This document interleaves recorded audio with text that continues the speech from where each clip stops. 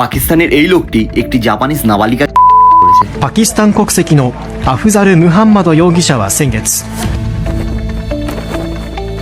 এই নরকীয় ঘটনাটির পর থেকে জাপানের পরিবেশ যথেষ্ট থমথম। বর্তমানে বেশিরভাগ জাপানিজদের চোখ মুখ দেখলেই বোঝা যায় যে তারা সাউথ এশিয়ানদের একটু অ্যাভয়েড করে চলতেই পছন্দ করছে।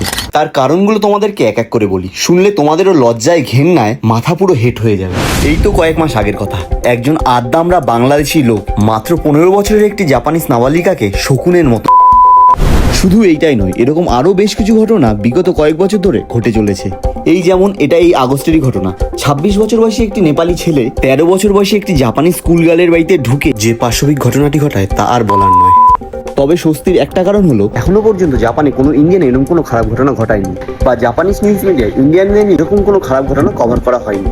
এই যে জাপানিজদের মনে ধীরে ধীরে সাউথ এশিয়ানদের প্রতি একটা বিদ্বেষ তৈরি হচ্ছে, এর কি সংযত কারণ রয়েছে? কমেন্টে তোমরা অবশ্যই জানিও।